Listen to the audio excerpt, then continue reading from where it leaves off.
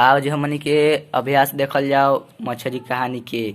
ठीक, तो हमनी के बहुविकल्पी या वस्तुनिष्ठ प्रश्न देख लिहल जाओ।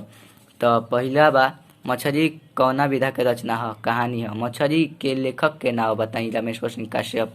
मछली के मुख्य पात्र के है, कुंती।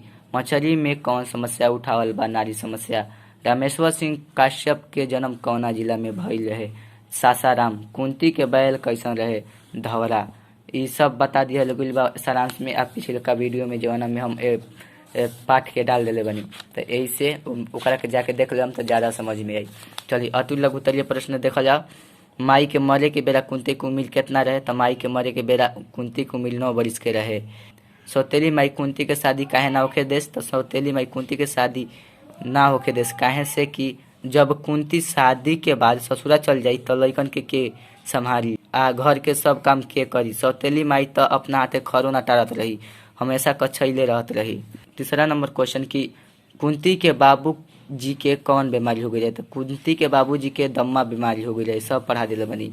ठीक है, कुंती के चरित्र चित्रण करी। तो कुंती एगो दुखित लड़की बाड़ी जेकर माई के मृत्यु हो गई बा जब उ 9 वर्ष के रही। उनकर सौतेली माई अली जे उनका के तरह तरह के दुख देत बाड़ी। इतना सब के बाद भी ई लड़की कसहूँ अपन जीव जात के अपन जीवन के गुजारत बाड़ी। ठीक है, 5वां नंबर क्वेश्चन बाकी मनोवैज्ञानिक दृष्टि से मछली कहानी की समीक्षा करी। तो मनोवैज्ञानिक दृष्टि से मछली कहानी की समीक्षा कैला पर निष्कर्ष आवता कि एह से कथा के विकास भइल बा आ बियाह लायक भइला पर उठे वाला मनोभावन एहसास के एह में सजीव चित्रण कैल बाटे। ठीक है, अब 6वां नंबर क्वेश्चन बाटे कि ताल के पानी में गोल लटका के बैठल कुंती का कैसन अनुभव होत रहे, ओह बेरा के दृश्य के वर्णन अपना शब्द में करी।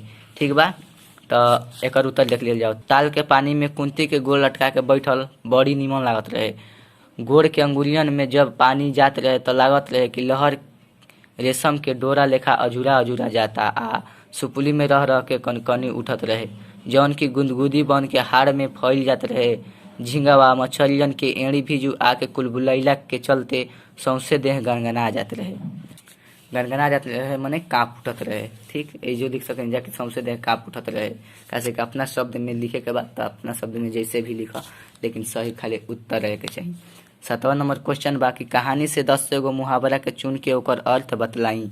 तो 10 को हम लिखले बानी, एक देख लिया जाओ। जीव उजबुझाइल मन व्याकुल भइल, जीव जातल कसहूँ गुजारा कइल, नाक फोए फोए कइल यानी गहरा नींद में सुतल। पीला लेखा काए काए किकियाइल यानी तेज आवाज में रोवल। बीख बोलल यानी कर्कश बात बोलल। पीत लहर गोइल यानी खिसियाइल।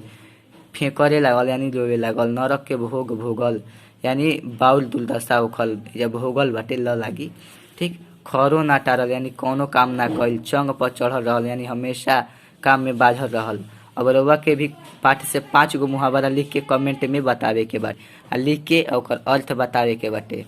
ठीक है, जौन ए में ना होखी अलग से। अब 8वां नंबर क्वेश्चन बा कुंती घर में कौन कौन काम करत रहे, तो कुंती घर में खाना बनावत रहे, बर्तन मांजत रहे, भैंस आ बैल के सानी पानी करत रहे, लइकन फैकन के जगावत रहे आ ऐसन सब काम कुंतीये करत रहे।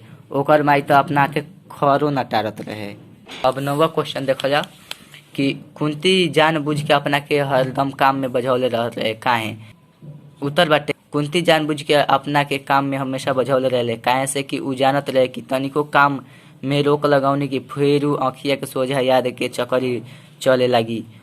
कुंती काम के बारे में भुला के सोच में पड़ जाई, ए बात के ओकरा डर रहे।